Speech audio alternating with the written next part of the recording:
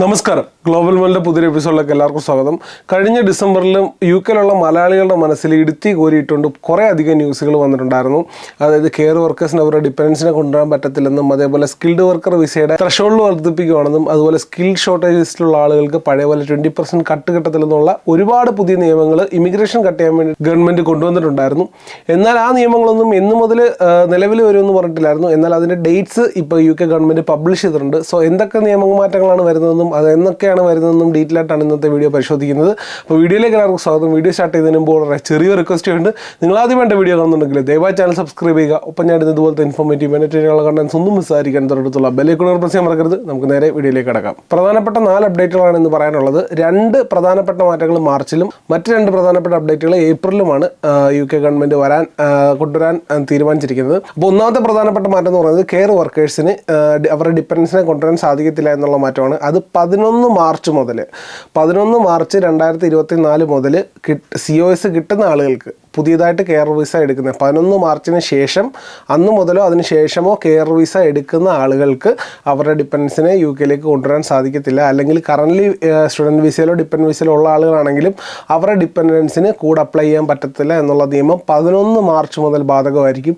അപ്പം വളരെയധികം കൺസേണിംഗ് ആയിട്ടുള്ളൊരു നിയമമാറ്റമായിരുന്നു. ഒരുപാട് ആളുകൾ ഇത് എന്ന് മുതൽ നിലവിൽ വരുമെന്ന് വളരെ ക്യൂരിയസ് ആയിട്ട് നോക്കിക്കണ്ടിരുന്നൊരു മാറ്റമായിരുന്നു ഇത്. അപ്പം ഇനിയും മാറാൻ ആഗ്രഹിക്കുന്ന ആളുകൾക്ക് ഇനിയും ഏകദേശം ഒരു 4 ആഴ്ചയോളം സമയമുണ്ട്. അതിനുള്ളിൽ തന്നെ ഒരു COS കിട്ടുവാണെങ്കിൽ തീർച്ചയായിട്ടും നിങ്ങൾക്ക് നിങ്ങളുടെ ഡിപ്പെൻഡൻസായിട്ട് UK നിൽക്കാം. എന്നാൽ 11 മാർച്ചിന് ശേഷം ആ ഡേറ്റ് വളരെ ക്രൂഷ്യലാണ്. 11 മാർച്ചിന് ശേഷം അപ്ലൈ ചെയ്യുന്നത്, അതായത് COS കിട്ടുന്ന ആളുകൾക്കും വിസയ്ക്ക് വെക്കുന്ന ആളുകൾക്കും അവരുടെ ഡിപ്പെൻഡൻസിനെ കൂടെ നിർത്താൻ സാധിക്കത്തില്ല എന്നുള്ള വിഷമകരമായ ഒരു അപ്ഡേറ്റാണ് ഇപ്പം ഗവൺമെൻറ് ഓഫ് UKയുടെ വെബ്സൈറ്റിൽ നിന്ന് നമുക്കറിയാൻ സാധിച്ചേക്കുന്നത്. അപ്പോൾ ഈ ഗവൺമെൻറ് ഓഫ് UKയുടെ വെബ്സൈറ്റിൽ വന്നിരിക്കുന്ന ഡീറ്റെയിൽസിൻ്റെ ലിങ്ക് ഞാൻ ഡിസ്ക്രിപ്ഷനിൽ കൊടുത്തേക്കാം. നിങ്ങൾക്ക് ഡിസ്ക്രിപ്ഷൻ പോലെ ആദ്യം കാണുന്ന ലിങ്ക് അതായിരിക്കും. നിങ്ങൾക്ക് അത് ക്ലിക്ക് ചെയ്തിട്ട് ഡയറക്റ്റ് ഈ ന്യൂസ് വായിച്ച് നോക്കാൻ സാധിക്കും. രണ്ടാമത് വന്നിരിക്കുന്ന മാറ്റം സ്കിൽഡ് വർക്കർ വിസയിൽ 20% കട്ട് മാറ്റുക എന്നുള്ളതാണ്. ഷോർട്ടേജ് ഒക്കുപേഷൻ ലിസ്റ്റിൽ പണ്ട് വരുന്ന ആളുകൾക്ക് 20% ഗോയിങ് റേറ്റിൻ്റെ കട്ട് അനുവദിച്ചിട്ടുണ്ടായിരുന്നു, അല്ലെങ്കിൽ 20% ഡിസ്കൗണ്ട് അനുവദിച്ചിട്ടുണ്ടായിരുന്നു. ഇപ്പോൾ എഞ്ചിനീയേഴ്സിനൊക്കെ 33,000 പൗണ്ട്സ് ഉണ്ടെങ്കിൽ അവർക്ക് വിസ അടിക്കാം ഷോർട്ടേജ് ഒക്കുപേഷൻ ലിസ്റ്റിൻ്റെ പ്രകാരം. പക്ഷേ അതിൻ്റെ 20% ഡിസ്കൗണ്ട് ഉണ്ടായിരുന്നു. അറ്റ്ലീസ്റ്റ് 27,000 പൗണ്ട്സ് എങ്കിലും സാലറി ഉള്ള ആളുകൾക്ക് വിസ അടിക്കാൻ പറ്റുന്ന ഒരു സാഹചര്യമായിരുന്നു ഷോർട്ടേജ് ഒക്കുപേഷനിലുള്ളത്. അപ്പോൾ ഷോർട്ടേജ് ഒക്കുപേഷൻ ലിസ്റ്റ് എന്നാണ് ഞാൻ നേരത്തെ പറഞ്ഞു തന്നിട്ടുള്ളതാണ്. UKയിൽ ലോങ് ടേമിൽ എംപ്ലോയേഴ്സിന് കണ്ടുപിടിക്കാൻ പറ്റാത്ത സ്കിൽസ്, എഞ്ചിനീയേഴ്സും മെഡിക്കൽ ഫീൽഡിലുള്ള ഒരുപാട് ജോലികളും അതേപോലെ ബാങ്കിങ്, ഫിനാൻസ് റിലേറ്റഡ് ആയിട്ടുള്ള ഒരുവിധപ്പെട്ട എല്ലാ നല്ല ജോലികളും ഈ സ്കിൽ ഷോർട്ടേജ് ലിസ്റ്റിൽ ഉള്ളത് തന്നെയാണ്. പക്ഷേ അങ്ങനെയുള്ള ജോലികൾക്ക് ഈ പറഞ്ഞ 20% കട്ട് ഇനി മുതൽ ഉണ്ടായിരിക്കുന്നതല്ല. അതിൻ്റെ ഡേറ്റ് ഗവൺമെൻറ് പബ്ലിഷ് ചെയ്തിട്ടുണ്ട്. വരുന്ന മാർച്ച് 14 മുതൽ. അപ്പോൾ 11 കെയർ വർക്കേഴ്സിൻ്റെ മാറ്റം വന്നതിന് ശേഷം 14 മുതൽ വിസയ്ക്ക് വെക്കുന്ന ആളുകൾക്ക് ഈ 20% ഗോയിങ് റേറ്റിൻ്റെ കട്ട് ഉണ്ടാകത്തില്ല. എത്രയാണോ ഗോയിങ് റേറ്റ് ആ ഗോയിങ് റേറ്റ് തന്നെ. പണ്ട് 27,000 പൗണ്ടിന് വിസ അടിച്ചുകൊണ്ടിരുന്ന ആളുകൾക്ക് ഇനി മുതൽ വിസ അടിക്കണമെങ്കിൽ 33,000 പൗണ്ടെങ്കിലും വേണം. ഇത് ഷോർട്ടേജ് ഒക്യുപ്പേഷൻ ലിസ്റ്റിലുള്ള ആളുകളെ കുറിച്ചാണ് പറയുന്നത്, അല്ലാതെ സ്കിൽഡ് വർക്കർ വിസ അല്ല. ഷോർട്ടേജ് ഒക്യുപ്പേഷൻ ലിസ്റ്റ് എന്ന് പറഞ്ഞ കാറ്റഗറിയിലുള്ള ആളുകളുടെ മാറ്റം 14 മാർച്ചിന് വരും. ഈ 2 പ്രധാനപ്പെട്ട മാറ്റങ്ങളാണ് മാർച്ചിൽ വരുന്നത്. മറ്റ് 2 മാറ്റങ്ങൾ ഏപ്രിൽ വരുന്നുണ്ട്. 4 ഏപ്രിൽ മുതൽ, ഏപ്രിൽ 4 മുതൽ സ്കിൽഡ് വർക്കർ വിസ, അതായത് ഈ ഷോർട്ടേജ് ഒക്യുപ്പേഷൻ ലിസ്റ്റിലുള്ള അല്ലാത്ത മറ്റെന്ത് ജോലികളും, പ്രത്യേകിച്ച് മാനേജേഴ്സോ അങ്ങനത്തെയൊക്കെ ജോലികൾ, അതായത് അതെല്ലാം സ്കിൽഡ് വർക്കർ വിസ കാറ്റഗറി പെടുന്നതാണ്. അല്ലെങ്കിൽ ടയർ 2 വിസ, പഴയ കാലത്തിൽ ടയർ 2 വിസ എന്ന് പറയുന്ന വിസയാണ് ഇപ്പോഴത്തെ സ്കിൽഡ് വർക്കർ വിസ. അപ്പോൾ ടയർ 2 കാറ്റഗറിയിലുള്ള മറ്റെന്ത് ജോലികൾക്കും ഷോർട്ടേജ് ഒക്യുപ്പേഷൻ അല്ലാത്ത ജോലികൾക്കും 26,700 പൗണ്ട് ഉണ്ടായിരുന്നെങ്കിൽ അവർക്ക് വിസ അടിക്കാമായിരുന്നു. എങ്കിൽ ഈ ഏപ്രിൽ 2024 ഏപ്രിൽ 4 മുതൽ അവർക്ക് 38,700 പൗണ്ട് മിനിമം സാലറി വേണം. സോ അത് വലിയൊരു മാറ്റം തന്നെയാണ്. പല ആളുകൾക്കും ഈ പറഞ്ഞ പോലെ UKയിൽ പെട്ടെന്ന് വിസ അടിക്കാൻ പറ്റിയ സാഹചര്യത്തിൽ നിന്ന് കാര്യങ്ങൾ കുറച്ചുകൂടി ഡിഫിക്കൽട്ടിയിലേക്ക് പോകുന്ന സാഹചര്യമാണ്. ഷോർട്ടേജ് ഒക്യുപ്പേഷൻ ലിസ്റ്റിലുള്ളവർക്ക് പോലും ബുദ്ധിമുട്ടാകുന്ന സാഹചര്യത്തിൽ ഷോർട്ടേജ് ഒക്യുപ്പേഷൻ ഇല്ലാത്ത ആളുകൾക്ക്, പ്രത്യേകിച്ച് മാനേജേഴ്സ് പോലുള്ള ഫീൽഡിൽ വർക്ക് ചെയ്യുന്ന പ്രൊജക്ട് മാനേജേഴ്സോ അല്ലെങ്കിൽ മാനേജേഴ്സോ HR മാനേജേഴ്സോ ഫിനാൻഷ്യൽ മാനേജേഴ്സോ അങ്ങനെയുള്ള ആളുകൾക്കൊക്കെ ജോലിക്ക് വിസ അടിക്കണമെങ്കിൽ ഇനി മുതൽ ഏപ്രിൽ 4 മുതൽ 38,700 പൗണ്ട് ആനുവൽ സാലറി വേണമെന്നുള്ള കർശന നിയമം കൊണ്ടുവരാൻ പോവുകയാണ്. അതേപോലെ മറ്റൊരു മാറ്റം വരുന്നത് ഫാമിലി വിസയ്ക്കാണ്. ഫാമിലി വിസയുടെ ചേഞ്ച് വരുന്നത് മിക്കവാറും ഉള്ള ആളുകൾക്കൊന്നും ബാധകമാവാത്ത കാര്യമാണ്. അതായത് ബ്രിട്ടീഷ് നാഷണൽസിനോ അല്ലെങ്കിൽ PR ഹോൾഡേഴ്സിനോ ആയിട്ടുള്ള ആളുകൾക്ക് അവരുടെ ഡിപ്പെൻഡൻസിനെ കൊണ്ടുവരണമെങ്കിൽ 11 ഏപ്രിൽ മുതൽ അവരുടെ മിനിമം സാലറി 29,000 പൗണ്ട് അവർക്കുണ്ടായിരിക്കണം. പണ്ടത് 26,000 ആയിരുന്നു, അത് 29,000 മാറ്റി. അത് മിക്കവാറും ഉള്ള ആളുകൾക്കൊന്നും ബാധകമാവുമെന്ന് എനിക്ക് തോന്നുന്നില്ല. മിക്കവാറും സ്റ്റുഡൻസായിട്ട് വന്ന ആളുകൾക്കും UK നിൽക്കുന്ന ആളുകൾക്കും അത് ബാധകമാവാൻ സാധ്യത വളരെ കുറവാണ്. പ്രധാനപ്പെട്ട മാറ്റങ്ങൾ ഇതൊക്കെയാണ്. മാർച്ച് 11 കെയർ വർക്കേഴ്സിന് അവരുടെ ഡിപ്പെൻഡൻസിനെ കൊണ്ടുവരാൻ പറ്റത്തില്ല എന്നുള്ള നിയമം നിലവിൽ വരുന്നു. 14 തീയതി മുതൽ സ്കിൽഡ് വർക്കേഴ്സിൻ്റെ ഷോർട്ടേജ് ഒക്യുപ്പേഷൻ ലിസ്റ്റിലുള്ള സ്കിൽഡ് വർക്കേഴ്സിന് അവരുടെ 20% ഗോയിങ് റേറ്റിൻ്റെ കട്ട് ഒഴിവാക്കുന്നു. 4 ഏപ്രിലിന് ഈ പറയുന്ന നോർമൽ സ്കിൽഡ് വർക്കർ വിസയിലുള്ള ആളുകൾക്ക് അവരുടെ മിനിമം സാലറി ത്രഷോൾഡ് 38,700 കൊണ്ടുവന്നു. അപ്പം ഈ മാറ്റങ്ങൾ കൊണ്ട് ഗവൺമെൻറ് ഉദ്ദേശിക്കുന്ന കാര്യം ഏകദേശം 3 ലക്ഷത്തോളം ആളുകളുടെ കട്ട് ഈ വരുന്ന 2024 വർഷത്തിൽ തന്നെ ഉണ്ടാക്കാനുള്ള ലക്ഷ്യമാണ് അവരിടുന്നത്. അപ്പം ഈ 2024 ജനുവരി 1 തീയതി മുതൽ സ്റ്റുഡൻസിന് UK വരുന്ന സ്റ്റുഡൻസിന് അവരുടെ മാസ്റ്റേഴ്സ് പഠിക്കുന്ന ബാച്ചിലേഴ്സ് പഠിക്കുന്ന എല്ലാ സ്റ്റുഡൻസിനെയും ഡിപ്പെൻഡൻസിനെ കൊണ്ടുവരുന്നത് ഗവൺമെൻറ് ബാൻ ചെയ്തിട്ടുണ്ടായിരുന്നു. അപ്പം അതുകൊണ്ട് തന്നെ വലിയൊരു ഇമിഗ്രേഷൻ കട്ടാണ് ഉണ്ടായിരിക്കുന്നത്. അതുകൂടാതെ കൂടുതൽ ഇമിഗ്രേഷൻ കട്ട് ചെയ്യാൻ വേണ്ടിയാണ് ഇത്തരം കർശന നിയമങ്ങൾ കൊണ്ടുവരുന്നത്.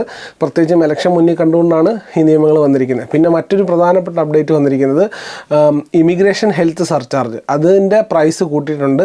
624 പൗണ്ടിൽ നിന്ന് 1000 ചില്ലുവാനം പൗണ്ടിലേക്ക്, അതായത് 1000+ ഒരു വർഷത്തിലേക്ക് അത്ര എമൗണ്ട് കൂട്ടിയിട്ടുണ്ട്. അത് ഈ വരുന്ന 6 ഫെബ്രുവരി, അതായത് ഇനി വരുന്ന ഒരാഴ്ചക്കകം ഇമിഗ്രേഷൻ ഹെൽത്ത് സർചാർജ് 624 നിന്ന് 1000 പൗണ്ടിലേക്ക് ഇൻക്രീസ് ചെയ്യുകയാണ്.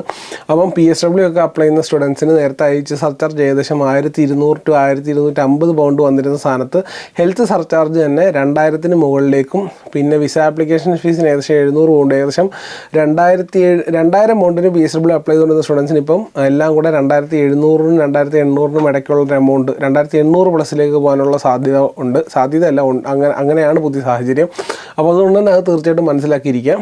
അപ്പം പ്രധാനപ്പെട്ട മാറ്റങ്ങൾ ഇതൊക്കെയാണ് കവർ ചെയ്തേക്കുന്നത്. അപ്പോൾ ഇവർ പ്രധാനമായിട്ടും ഇമിഗ്രേഷൻ കട്ട് ചെയ്യാനുള്ള ശരിക്കും നമ്മൾ ഒരു ഇമിഗ്രൻ്റ് എന്നുള്ള രീതിയിൽ നമ്മൾ നോക്കുകയാണെങ്കിൽ കട്ട് ചെയ്യാനുള്ള കാരണം പൊളിറ്റിക്കൽ റീസൺസ് തന്നെയാണ്. കാരണം ഈ അവരുടെ മാനിഫെസ്റ്റോയിൽ പറഞ്ഞിരിക്കുന്നത്, കാരണം ഈ പുതിയ ഇലക്ഷൻ 2024 വരുവാണ്. അവർ 2019 കാലയളവിൽ കയറിയ സമയത്ത് പറഞ്ഞിരുന്നത് ഇമിഗ്രേഷൻ കുറയ്ക്കും എന്നുള്ളതായിരുന്നു. പക്ഷേ ഇമിഗ്രേഷൻ കുറയ്ക്കാൻ അവർക്ക് സാധിച്ചില്ല. റെക്കോർഡ് ഇമിഗ്രേഷൻ UK രേഖപ്പെടുത്തിയ വർഷങ്ങളായിരുന്നു കഴിഞ്ഞ വർഷങ്ങൾ. സോ അതുകൊണ്ട് തന്നെ ഒരു ഇലക്ഷൻ എന്നുള്ളതും ഇവിടുത്തെ ആളുകളുടെ ഇടയിൽ അവർ ഇപ്പോഴും കോമ്പറ്റൻ്റ് ആണെന്ന് പ്രൂവ് ചെയ്യുന്നതും ഇപ്പോഴത്തെ ഈ പാർട്ടിയെ സംബന്ധിച്ച് വളരെ കൺസർവേറ്റീവ് പാർട്ടിയെ സംബന്ധിച്ച് വളരെ ഇമ്പോർട്ടൻ്റ് ആയ ഒരു കാര്യമാണ്. അതുകൊണ്ട് തന്നെയാണ് ഇത്തരം കർശന നിബന്ധനകൾ ഉടനെ കൊണ്ടുവരുന്നത്. അപ്പോൾ അടുത്ത ഇലക്ഷന് ശേഷം ഇനി മാറ്റങ്ങൾ ഉണ്ടാവാം. ഇത് തിരിച്ച് വീണ്ടും കുറച്ചുകൂടെ റിലാക്സ്ഡ് ആക്കാൻ സാധ്യതയുണ്ട്. ഗവൺമെൻറ്റിൻ്റെ പോയിന്റ് ഓഫ് വ്യൂവിൽ ഗവൺമെൻറ് എക്സ്പ്ലെയിൻ ചെയ്തതെന്ന് പറഞ്ഞാൽ 3 പ്രധാനപ്പെട്ട പ്രശ്നങ്ങളാണ്. ഒന്ന്, അക്കോമഡേഷൻ്റെ ബുദ്ധിമുട്ടുകൾ. കാരണം കൂടുതൽ ഇമിഗ്രേഷൻ കൂടുന്നതനുസരിച്ച്, അല്ലെങ്കിൽ ഇമിഗ്രൻസിൻ്റെ അളവ് കൂടുന്നതനുസരിച്ച് വീടുകൾ കിട്ടാൻ ബുദ്ധിമുട്ടുണ്ടാകുന്നു. രണ്ടാമത്തെ കാര്യം, എംപ്ലോയേഴ്സ് ചീപ്പ് ലേബേഴ്സ് തപ്പിപ്പോകുന്നു. അതായത് ഇവിടുത്തെ ആളുകളെ കുറച്ചുകൂടെ ഹൈ റേറ്റിൽ ഹയർ ചെയ്യുന്നതിന് പകരം കുറച്ചും കൂടെ അഫോർഡബിൾ ആയിട്ടുള്ള റേറ്റിൽ ഇമിഗ്രൻസിനെ ഹയർ ചെയ്ത് കഴിഞ്ഞാൽ അവർക്ക് കാര്യങ്ങൾ നടക്കും. അതുകൊണ്ട് തന്നെ ഇവിടുത്തെ ആളുകളെ അണ്ടർ കട്ട് ചെയ്യുന്നു. അതായത് ഇവിടുത്തെ ആളുകൾക്ക് ജോലി കിട്ടാനുള്ള സാധ്യതകൾ കുറയുന്നു എന്നുള്ളൊരു കാരണം ചൂണ്ടിക്കാണിക്കുന്നു. മൂന്നാമത്തെ NHS വെയിറ്റിംഗ് ടൈമാണ്. അതുപോലെ പബ്ലിക് ട്രാൻസ്പോർട്ട്, സ്കൂളുകൾ, അങ്ങനത്തെയൊക്കെ പ്രശ്നങ്ങൾ. അതായത് ഇമിഗ്രൻസിൻ്റെ അളവ് കൂടുന്നതനുസരിച്ച് അതിനെ ടാക്കിൾ ചെയ്യാനും മാത്രമുള്ള ഹോസ്പിറ്റൽ വർക്ക് ഫോഴ്സുകളോ അല്ലെ സ്കൂളിലെ ടീച്ചേഴ്സോ അങ്ങനെയൊക്കെയുള്ള പബ്ലിക് ഫെസിലിറ്റീസ് അല്ലെ പബ്ലിക് ട്രാൻസ്പോർട്ട് ഫെസിലിറ്റീസ് ഒന്നും അതിനനുസരിച്ച് ഉയരുന്നില്ല. കാരണം അതിൻ്റെ നമ്പേഴ്സ് കൂടുന്നില്ല.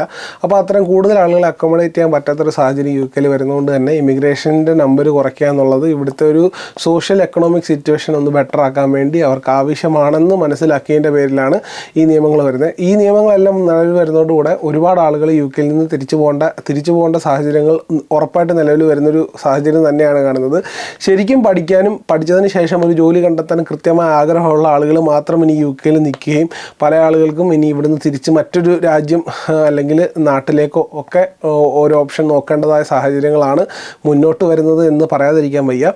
എങ്കിലും ഈ കാര്യങ്ങളെല്ലാം ഒന്ന് നോട്ട് ചെയ്ത് വെക്കുക. ഈ വരുന്ന ഇമ്പോർട്ടൻറ്റ് ഡേറ്റ്സ് നിങ്ങൾ മനസ്സിലാക്കി വെക്കുക. ഇപ്പോൾ ആരെങ്കിലും വിസ നോക്കുന്ന ആളുകളോ മറ്റ് ഈ ഡെഡ് ലൈൻസിനെ കുറിച്ച് അറിയാൻ ആഗ്രഹിക്കുന്ന ആളുകളുണ്ടെങ്കിൽ തീർച്ചയായിട്ടും ഈ വീഡിയോ അവരിലേക്ക് ഷെയർ ചെയ്ത് കൊടുക്കുക. ഈ ഇൻഫർമേഷൻ നിങ്ങൾക്ക് ഹെൽപ്ഫുൾ ആയെങ്കിൽ തീർച്ചയായിട്ടും ഈ വീഡിയോ ലൈക്ക് ചെയ്യുക. അതുപോലെ വീഡിയോ വൈൻഡപ്പ് ചെയ്യുന്നതിന് മുമ്പ് വളരെ ചെറിയ റിക്വസ്റ്റ് ചെയ്യുന്നുണ്ട്, ദയവായിട്ട് ചാനൽ സബ്സ്ക്രൈബ് ചെയ്യുക. ഒപ്പം ഞാൻ ഇതുപോലത്തെ ഇൻഫോർമേറ്റീവ് എന്റർടൈനിങ്ങുള്ള കണ്ടൻസ് ഒന്നും മിസ്സായിരിക്കാൻ തൊട്ടടുത്തുള്ള ബെല്ലൈക്കൺ പ്രസ് ചെയ്യാൻ മറക്കരുത്.